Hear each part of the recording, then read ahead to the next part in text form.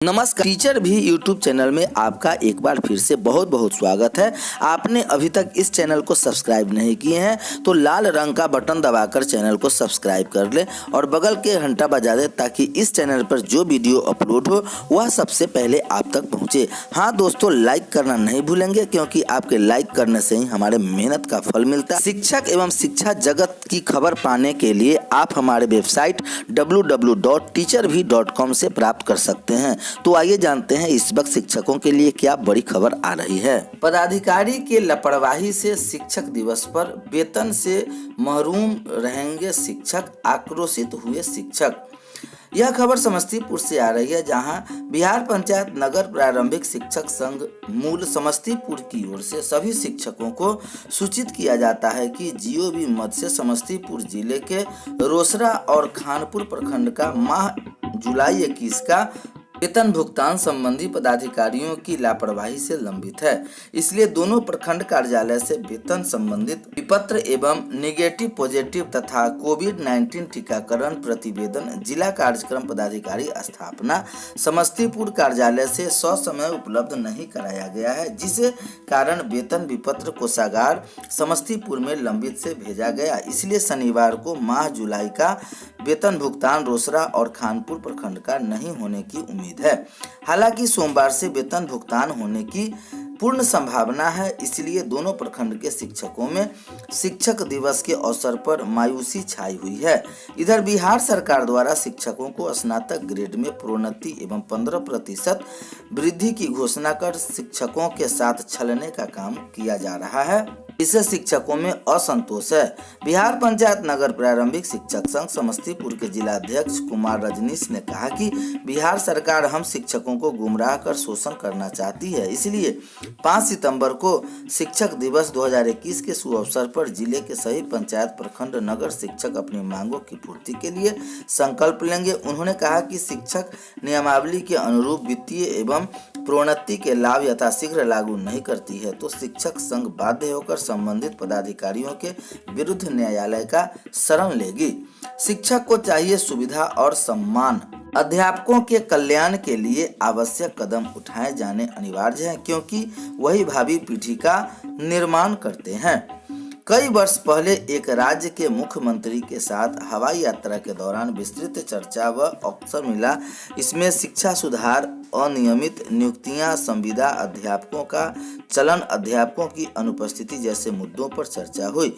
मुख्यमंत्री जी ने शिक्षा में गुणवत्ता बढ़ाने में रुचि बताते हुए कहा कि प्रोफेसर साहब, ऐसा कोई उपाय बताइए जिससे बिना वित्तीय आवंटन बढ़ाए शिक्षा की गुणवत्ता बढ़ जाए। मैंने कहा कि इसका भी एक उपाय है जिससे आपको सिर्फ एक आदेश पारित कर उसे लागू करना है। उन्होंने आश्चर्य में मेरी तरफ देखा। मैंने कोई हल्की फुल्की या हास्यप्रद बात कह दी हो। मेरा सुझाव यही था कि प्रदेश के सभी अधिकारी अध्यापकों का सम्मान करें। जब भी कोई अध्यापक उनसे मिलने आए वे अपनी कुर्सी से उठकर खड़े होकर आगंतुक शिक्षक को आदर पूर्वक स्थान ग्रहण करने को कहा जाए। उसके बैठ जाने के बाद ही अपना स्थान ग्रहण करें। उनकी बातों में महत्वपूर्ण दें। वार्ता समाप्त होने पर उन्हें दरवाजे तक छोड़ने आए। इस सुझाव पर मैंने कहा कि इससे गुणवत्ता निश्चित रूप से सुधरेगी, स्कूलों में अध्यापकों की उपस्थिति बढ़ेगी, अध्यापक के आत्मबोध में बुद्धि होंगे, समाज में उसकी प्रतिष्ठा और स्वयंकर्ता भी बढ़ेगी। मुख्यमंत्री महोदय बड़े ध्यान से सुन रहे थे। उसी चेहरे के भाव लगातार बदल रहे थे।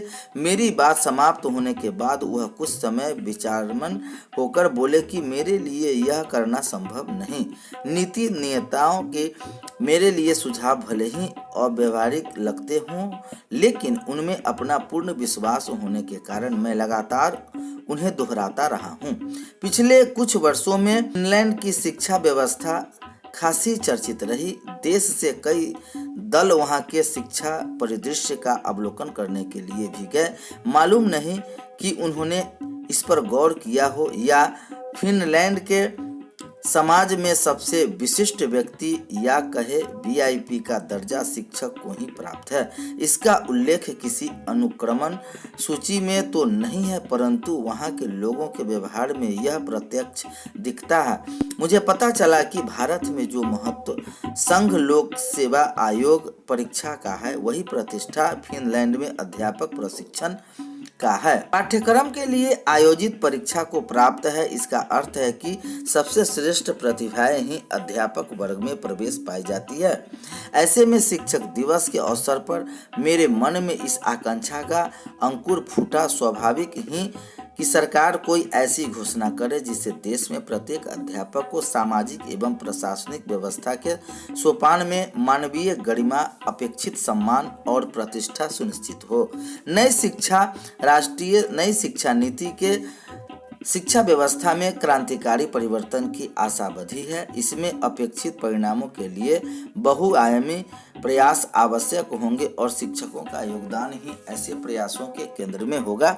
शिक्षा नीति में भी यह तथ्य को स्वीकार किया गया है। इसे स्पष्ट उल्लेख है कि शिक्षा नीति इस प्रकार लागू की जाएगी कि अध्यापन के पेशे में सबसे प्रतिभाशाली लोगों का चयन हो सके। इसके साथ ही उसकी आजीविका, सम्मान, मान मर्यादा और स्वायत्तता की सुनिश्चित करनी होगी। यह सब सुनने और पढ़ने में अच्छा लगता है, लेकिन इसमें सफलता सटीक क्रियान्वयन पर निर्भर करेगी।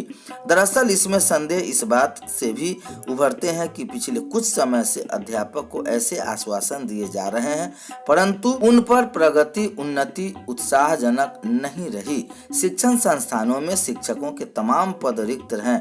इससे शिक्षा की गुणवत्ता प्रभावित हो रही है। जब प्रणब मुखर्जी राष्ट्रपति थे, तब उन्होंने केंद्रीय विश्वविद्यालय से कुलपतियों की बैठक में सभी रिक्त पदों को 6 महीने में भरने की अपेक्षा व्यक्त की थी। संभव है कि आज तक ऐसा न हो पाया। निसंदेह इसमें तमाम कठिनाइयां हो सकती है, लेकिन उनका समाधान निकालना ही तो अकादमिक नेतृत्व से अपेक्षित है। केंद्रीय शिक्षा मंत्री धर्मेंद्र प्रधान ने नियुक्तियों में तेजी लाने के लिए पहल की है। ऐसे में यही उम्मीद की जा रही है कि अतीत के अनुभवों से सबक लेकर प्रतिक्रिया व्यक्त खामियां से पार पाकर नियुक्ति के लक्ष्य को पूरा कर लिया जाएगा। वह संभव नहीं है।